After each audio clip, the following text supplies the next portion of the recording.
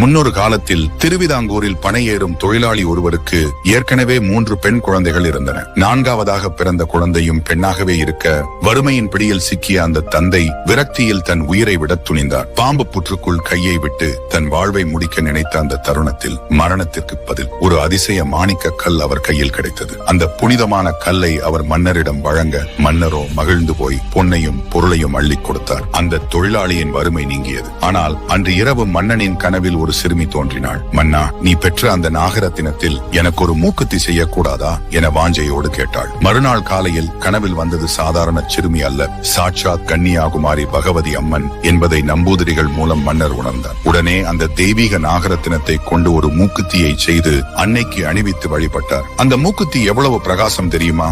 நடுக்கடலில் வரும் கப்பல்கள் அந்த ஒளியை கலங்கரை விளக்கம் என்று தவறுதலாக நினைத்து திசை மாறி வந்து பாறைகளில் மோதின. அதன் பிறகே ஆலயத்தின் கிழக்கு வாசல் அடைக்கப்பட்டு தெற்கு வாசல் வழியாக தரிசனம் செய்யும் முறை உருவானது. அது மட்டுமல்ல, பகவதி அம்மனுக்கும் சுசீந்திரம் தானுமாலயனுக்கும் நடைபெற இருந்த திருமணம் நாரதரின் கலகத்தால் நின்றது. திருமணத்திற்காக தயார் செய்யப்பட்ட உணவுகள் யாவும் மணலாக மாறின. அதன் சான்றாகவே இன்றும் குமரி கடலில் வெண்மை மற்றும் பல வண்ண மணல்கள் காணப்படுகின்றன. மறக்காம நம்ம வீடியோவை லைக்